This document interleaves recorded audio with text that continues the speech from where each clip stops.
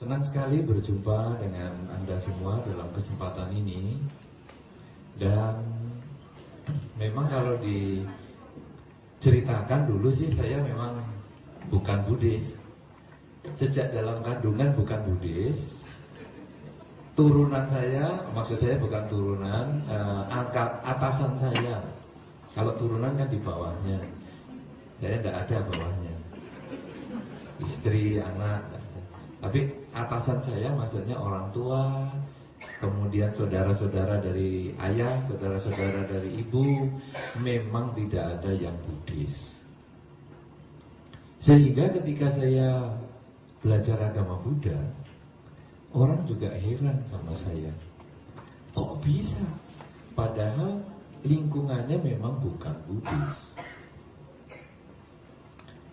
Apa sebetulnya yang memotivasi seseorang belajar agama Buddha, khususnya saya, sebetulnya berdasar sebuah pertanyaan yang sangat umum sekali, yaitu kalau memang manusia ini ada yang mencetak, yang membuat, yang mengadakan, kenapa kok lain-lain? Kenapa ada orang yang dibuat hidupnya bahagia sekali? Kenapa ada orang yang dibuat sejak lahir terkondisi di tempat yang menderita sekali? Ada orang yang dibuat sejak kecil pandai sampai tua. Ada yang dibuat sejak kecil idiot terus sampai tua tetap idiot. Ini membuat sebuah pertanyaan, kenapa bisa demikian? Tanyakan kenapa.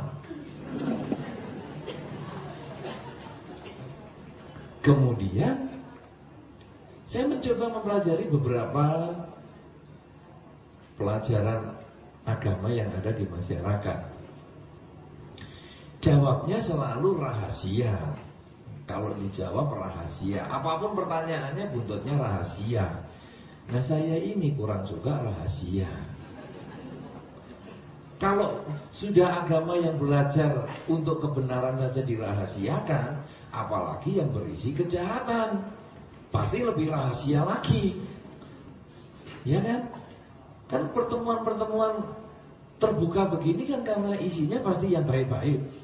Coba kalau kita berdiskusi tentang yang jahat-jahat, saya kira nggak akan di tempat yang terbuka ini, dan bisik-bisik lagi. Nah oleh karena itu saya lalu melihat, wah ini kalau rahasia-rahasia terus kok rasanya kurang sesuai ya. Kemudian saya mencoba, cobalah saya belajar agama Buddha. Karena dulu teman saya se-SMA itu ada satu orang yang Buddhis. Satu orang kalungnya besar-besar, leontin itu loh. Nampaknya dia, sekarang sih saya mengerti, nampaknya dia dulu dikasih leontin biku A, tempel. Biku B datang kasih leontin lagi, gede lagi, tempel.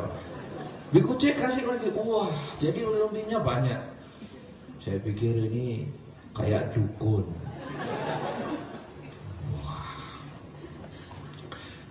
Saya waktu dia cerita macam-macam tentang agama Buddha, saya dulunya nggak begitu berminat waktu SMA itu. Tapi kemudian setelah saya masuk perguruan tinggi, jadi tahun 80 sebetulnya saya kenal agama Buddha, belum lama. Mungkin para bapak ibu jauh lebih lama daripada saya. Saya baru tahun 80. Itu saya bertanya di depan wihara atau kelenteng, sebetulnya di Jogja adalah di kelenteng, di depan wihara. Saya tanya kepada pandita di sana, kenapa manusia itu lain-lain? Dijawab sama pandita itu, karena kita lahir bukan sekali saja. Orang yang pandai di zaman ini, karena dulunya dia memang sudah suka membagikan kemampuan pikirannya, dia punya inisiatif untuk melakukan suatu kebaikan, selalu menggunakan otaknya ini untuk kebaikan orang lain, manfaatkan untuk kebahagiaan lingkungannya, maka dia menjadi orang pandai. Kenapa jadi orang bodoh? Karena di kehidupannya yang lampau dia suka cuek-cuek. Kalau ditanya ini bagaimana begini, gak usah dipikirin. Itu bagaimana rumah tangga kita, gak usah dipikirin. Bagaimana kantornya, gak usah dipikirin. Lama-lama otaknya karena gak usah dipikirin, otaknya gak pernah dipakai. Lahir bodoh sungguhan. Jadi begitu ditanya bagaimana rumah tangga, nggak bisa mikir. Bagaimana pekerjaan, nggak bisa mikir. Karena memang betul-betul begitu kepala digoyang, duduk, wah, kosong. Kemudian saya tanya lagi, kenapa ya ada orang kok lahir kakinya nggak ada? Karena dulu dia memang suka meniadakan kakinya makhluk lain. Jangkrik di kakinya dicopotin. Nah karena tanam copot-copot kaki, rasain sekarang kalau nggak punya kaki bagaimana?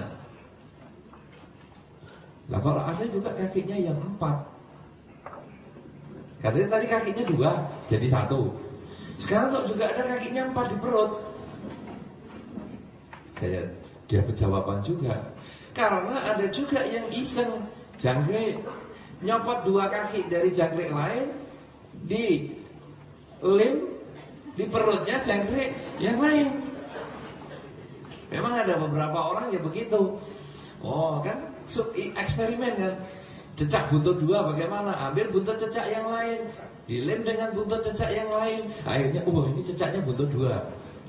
Akhirnya ya coba rasain kalau di perut juga ada kakinya bagaimana? Oh.